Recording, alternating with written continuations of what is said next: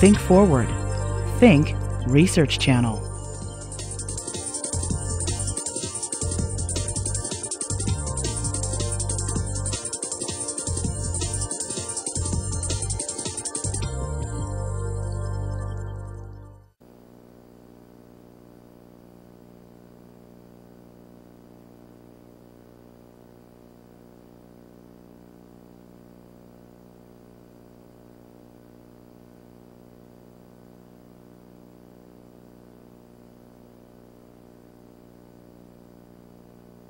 Most of us think that when you're a woman in your 80s and you fall and break a hip, then you've probably had osteoporosis, but until then it hasn't been a problem. Try to get a bone density screening. That's one of the best things you can do. I mean, it really changed my, if I would have never gotten one, I don't know what would have happened by now. Reading the bone density, it was scary. I had nothing but sponges for bones.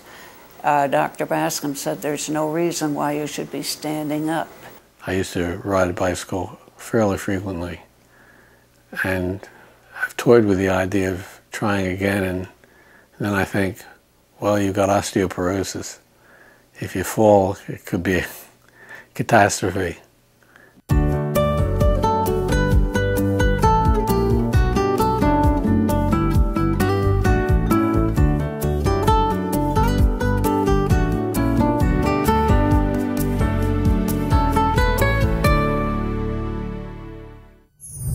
Hello, I'm Kris Clark. In today's Creating Health, we're going to learn about a silent disease that afflicts many women and men. Over 25 million people in the United States suffer from osteoporosis or have low bone density. This crippling disease is both treatable and preventable, yet the numbers are growing. Half the women over 50 in this country will suffer an osteoporosis-related bone fracture. And these fractures will account for over $13 billion in healthcare costs. That's $38 million a day. A woman's risk of developing an osteoporosis-related hip fracture is greater than her risk of developing breast, uterine, and ovarian cancer combined. What is osteoporosis? How can you avoid it? And what should you do if you have it? In this program, we're going to answer those questions. We'll talk to many experts, healthcare providers, researchers, and others who are leading the fight against this disease. We'll also meet a few individuals who are currently dealing with osteoporosis. Their stories could be your story. Some people have misconceptions about osteoporosis, that it afflicts only women or the elderly, and that it's a natural part of aging, or that our bones are dead, wooden and unchanging. Your bones are alive. From birth to death, your bones grow and change as you do. Your bones' health depends on what you eat and how active you are. Cells in your bones are constantly being broken down and rebuilt. This bone cycle helps repair the tiny fractures and injuries your body suffers every day. The key ingredient to healthy bones is calcium. Nearly all the calcium in the human body ends up in our bones and teeth. But unfortunately, during the critical growth years, most teenagers don't get enough calcium. In fact, a recent study showed only 10% of girls 9 to 17 had adequate calcium in their diets. The other key to healthy bones is exercise. Our bones respond and grow when they are used. Even astronauts in space who are unable to put any stress on their bones experience bone loss and weakened skeletal systems. Like astronauts, people on Earth who don't stimulate their bones enough can also experience bone loss. So to maintain strong bones, be sure to exercise regularly and get enough calcium in your diet every day. To help explain what osteoporosis is and what the major risk factors are for developing it, I'd like you to meet Dr. Luann Thorndike. Dr. Thorndike is from Hershey Medical Center and works with a women's health center there that treats women with osteoporosis. What are the risk factors for osteoporosis? Some are predetermined. They're out of our control. The role of genetics and of gender are important here. Women are 8 times more likely to develop this disease than men. Although osteoporosis is more common in Caucasian and Asian women, postmenopausal women of all races are still at risk. Increasing age is also a risk factor. And for women, menopause is a critical time when bone loss can occur at an accelerated rate of 3 to 5% per year. Now let's do the numbers here. A postmenopausal woman can lose up to 30% of her entire skeleton during the first 5 to 7 years after menopause. Other risk factors are under our control. These are things we can do something about. The two most important here are nutrition, getting enough calcium and vitamin D in your diet every day, and exercise. Now, exercise is important for our growing youngsters, but it is beneficial for all of us at whatever age. Cigarette smoking and excessive alcohol use are damaging not only to the bones, but to other parts of the body as well. Certain medications, corticosteroids, and thyroid supplements also increase the risk of osteoporosis. Estrogen deficiency is an important risk factor for osteoporosis, and menopausal women should consider using hormone replacement therapy to maintain bone health. The three leading indicators for osteoporosis are height loss, back pain, and fracture after a minor trauma. If you have any of these indicators or any of the risk factors that we've been talking about, a bone density test is a quick, easy, and painless way to find out about your bone health. Bone density tests of the heel, forearm, or finger are good screening tests, but the DEXA bone density test is the gold standard for diagnosing osteoporosis and monitoring its response to treatment. Insurance coverage may vary, but all individuals over the age of 65 are covered under Medicare. Think about it like your cholesterol level. Find out what your bone density is today. Now I'd like you to meet someone who might surprise you. 19-year-old Nora Graber is a collegiate athlete who is a model of good health, at least on the outside. You see, many teenage athletes are at risk for osteoporosis when they overtrain and fail to get the nutrients and hormones they need. Nora was diagnosed with osteoporosis just before beginning her freshman year of college, and her dream of playing Division I sports was nearly destroyed.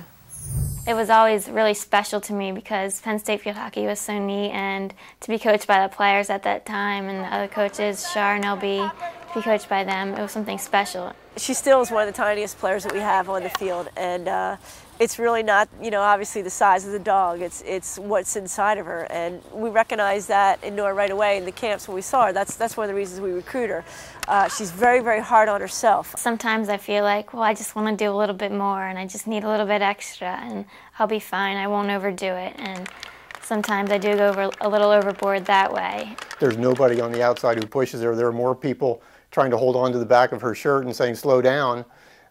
No, she never feels like it's quite enough. Nora's drive to excel resulted in a classic syndrome called the athletic triad, an overall energy drain on the body that can prevent menstruation and lead to osteoporosis. First of all, menstrual dysfunction is something that we see very commonly in our athletes, so that wasn't surprising, and she was getting treatment. However, the extent of her bone density abnormalities, her osteoporosis, was of concern. I was very surprised when I thought that she would have a problem, especially osteoporosis. And I guess I believe, too, there's degrees of it. And I thought, well, maybe she had a little bit of it, still not accepting that it might be serious. Here was a girl who had done everything that people had told her all along and just seemed to be fitting every requirement of no excess of food, and if anything, it turned out maybe there was an excess of exercise, but it didn't seem so at the time. To help slow down the osteoporosis or help heal it, I am taking calcium supplement, taking a myocalcin nasal spray. My home doctor has put me on the birth control pill for estrogen about 2 years ago.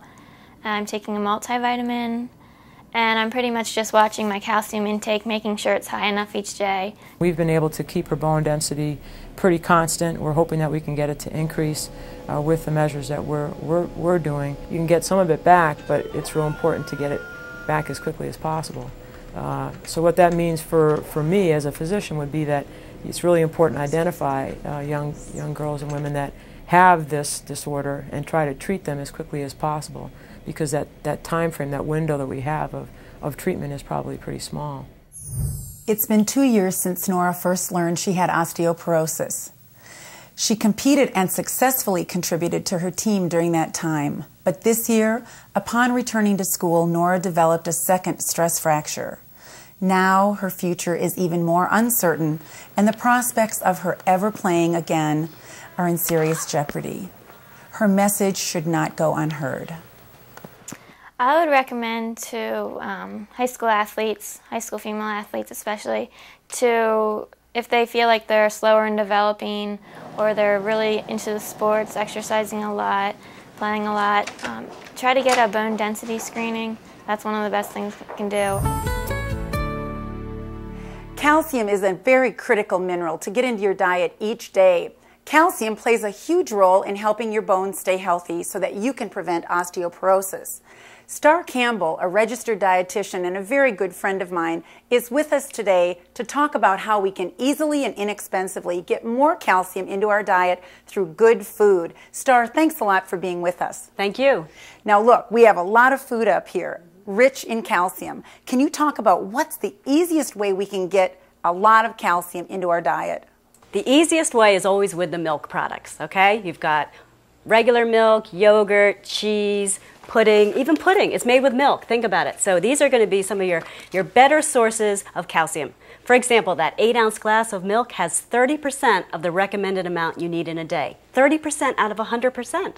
Well, what if someone can't eat dairy products? They're lactose intolerant. And there are those people. And for those, we have other products. We have items like Lactaid, where the lactose has been reduced in it. We also have products like soy milk and also things like soy puddings, tofu puddings. So you're saying that there's just as much calcium in these products as there is in dairy products that are made from cow's milk? That's correct. You'll find about 30% of the recommended amount in your soy milk and your Lactaid milk. So basically, are you saying anything made with soybeans like tofu will provide calcium? Yeah, I think a lot of people don't realize that beans have calcium. Even chickpeas have calcium. Okay. Now, why would orange juice be up here?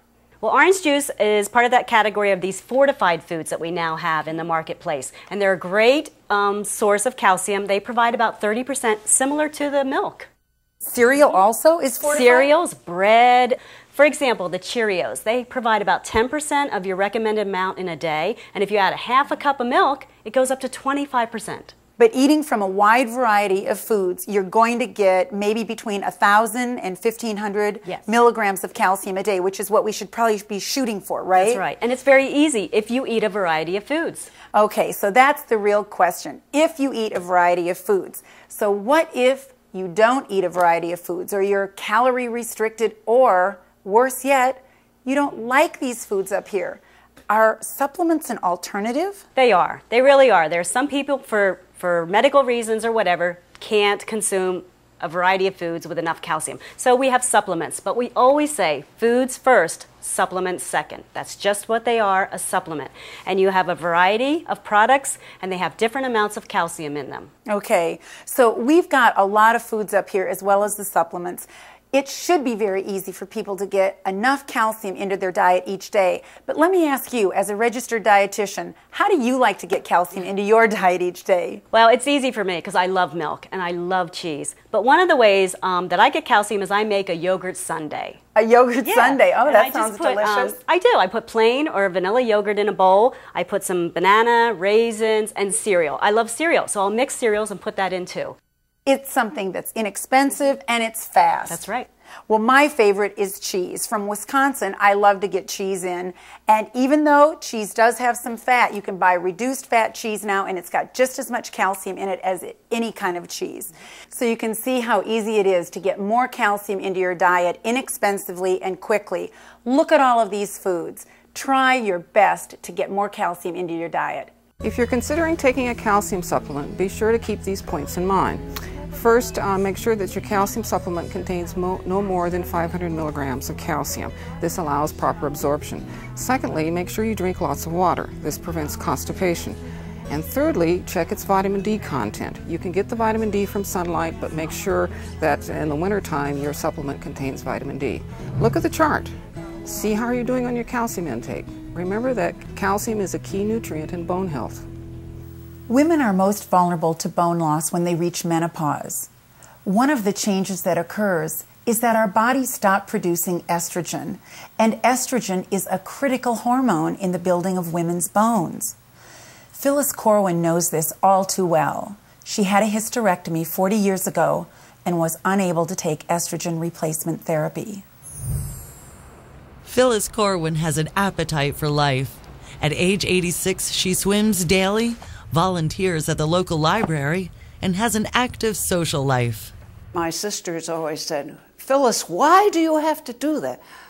I have to do that because I want the memories. I want to look back on my younger years and feel good that I did everything possible. And I did. She certainly did. She also raised a family of 4 and taught in the public schools for over 30 years. But at age 50, she had a change of life. Back in about 1955, I went through a forced menopause. Nobody suggested that I take estrogen. Phyllis's loss of estrogen proved devastating. The results were dramatically revealed when Phyllis lost over 4 inches in height. Her doctor ordered a bone mineral density test. I had nothing but sponges for bones. Dr. Bascom said there's no reason why you should be standing up. You should be in a wheelchair, all crumbled to pieces. Her doctor prescribed Fosamax and told her to continue taking supplements and exercising regularly. After 2 years, the results of her treatment were encouraging. And the new bone density test showed a 7% increase in bone density. And that makes me feel a little more secure in walking around. Phyllis has no regrets, but she does have some good advice for young people. It's one thing to have a good, healthy mind and a destroyed body, and you're trapped, and there you're stuck, and it's all your own fault. So you better learn early to take care of the body as well as the mind. It's important to note that not all exercise stimulates bone growth. Phyllis enjoys swimming, and it's certainly good for her general health, but it's not an exercise she would choose to do to make her bones stronger. It's not a weight-bearing exercise. Dr. Neil Sharkey, an expert in bone metabolism, is going to explain what you can and should do to make your bones stronger. Maintaining exercise throughout the entire lifespan can really go a long way toward combating osteoporosis. We're all familiar with the growth spurt that occurs during our adolescent years, and during these years we add lots of bone material, the proteins and the calcium and minerals that go into making up our bones. And then by the age of 20, this process starts to become less and less until it's halted. And really, it's kind of bad news that by the time we reach age 30, we actually begin to lose bone mass. And from age 30 onward, in both males and females, there's a gradual decrease in the amount of bone that's contained in our bodies. Now, this bone loss is actually accelerated in postmenopausal women. These women lose estrogen at menopause, and the estrogen acts to actually inhibit this bone resorption or bone loss. And so women are more susceptible to osteoporosis than men due to this loss of a hormonal maintenance, if you will. So getting back to the exercise, any kind of exercise is beneficial. It's important to keep your bones loaded. In childhood, encourage your children to get up. Don't let them sit around and watch TV every day. They should be out on a daily basis, running with their friends, playing games with their friends. During adolescence, encourage participation in sports, and so forth. Good aerobic exercises, as well as strength training, can all serve to enhance bone mass. And then in our adult years, once you get out, play tennis, play racquetball, do activities that really load our skeleton and tell our bones to keep and maintain their mass. And then in old age, people that are older, that are retired, should still maintain an active, healthy lifestyle. Do daily activities that encourage the maintenance of bone. Consult with your physicians, find out what's healthy for you, what's safe for you, and get out there and do it. While women are affected at a higher rate, 1 in 8 men over the age of 50 will develop osteoporosis. In Pennsylvania alone, the number of men diagnosed with osteoporosis is over 100,000. Osteoporosis does not discriminate. It can affect anyone, even the doctors who are trained to recognize it. X-rays and broken bones. This was part of the world of Chief Radiologist Dr. Robert Bernhard for over 25 years. Then, last year, he joined the over 2 million men who have been diagnosed with osteoporosis. He's an avid tennis player, and he sustained 2 small fractures. That was a clue that something wasn't right. He should not have fractured his hand or his arm just from playing tennis. In the spine, they reported osteopenia. Both the hip and the, can't remember if it was elbow or wrist, were in the osteoporotic range. I'm happy that it's diagnosed, so we know why the fracture wasn't healing, and that it's treatable and that there's hope for improvement. To create and sustain that improvement, Dr. Bieber needed to discover which risk factors had led to Bob's osteoporosis. The risk factors that men would face would be primarily low calcium intake for some reason, prolonged inactivity, men who say have multiple sclerosis or have some other illness that keeps them from being active. Cigarette smoking can lead to it. If for whatever reason testosterone levels are low, that will lead to problems in men as well. And family history can play an impact in men in addition. For Bob, the answer was simple. His calcium intake was too low, and it had been for over 20 years. Years ago, I discovered that I had lactose intolerance and cut back significantly on the dairy products that I ingested. So without the milk intake, his calcium levels were not sufficient to maintain bone strength. Now Dr. Bieber could propose the treatments Bob needed. But Bob still faces some challenges.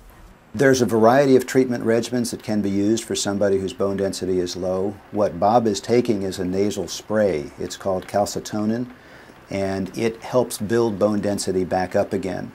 I was put on that because the other medications that are commonly used in osteoporosis can cause significant esophagitis, that's inflammation of the esophagus. Another really key element for Bob was to make sure he had adequate calcium, because that was a key thing that led to the problem in the first place. At 69, Bob is active and works hard to eat right and get plenty of calcium in his diet. He and Marilyn live a good life, but there are sacrifices. I used to ride a bicycle fairly frequently, and I've toyed with the idea of trying again, and then I think, well, you've got osteoporosis. If you fall, it could be a catastrophe. It gets you down somewhat. Perhaps in my case, it got me down more because it hurt to pick up a tennis ball. I have known some people who have graduated from osteoporosis to osteopenia on medication, and so I feel, hopeful that that can happen to Bob too. Science has made some great strides in its understanding of osteoporosis, and treatments are being developed to help those diagnosed. Dr. Fred Murphy at the Altoona Center for Osteoporosis and Arthritis has been involved in many studies to investigate these new drugs. In the treatment of osteoporosis, there are a number of wonderful agents that are available. Historically, we've used nutritional supplements such as calcium carbonate and vitamin D supplementation. These are effective agents and should be used in everyone at risk for osteoporosis. In addition, the use of estrogen and hormonal replacement therapy has been a controversial issue in the treatment of osteoporosis. But we do know that estrogens are effective in maintaining bone density and thereby preventing fractures. There are studies underway looking at newer forms of estrogen that are even more specific and more beneficial and do not have an effect on breast or uterine tissue. There is a nasal spray called calcitonin, which has been shown to increase bone density in the spine. The most effective agents that we have available today are medications called Fosamax and Actonel. These two medications have been shown not only to increase bone density in the spine as well as in the hip, but have also been shown to reduce the risk of fracture. Right now, there are many wonderful therapies available to treat osteoporosis. The important thing is recognizing it early, diagnosing it early, and preventing fractures from occurring. Great advances are being made by the medical and pharmaceutical communities to treat osteoporosis. We've learned a lot about osteoporosis in the last decade, but treatments will never replace proper nutrition and an active lifestyle. As individuals, it's our responsibility to stay healthy and maintain strong bones. No one can do this for you. It's easy. Start today. Take that extra 20 minutes to do your daily exercise, and be sure to get enough calcium and vitamin D in the foods that you eat. Someday you'll thank yourself. And thanks for watching. I'm Kris Clark.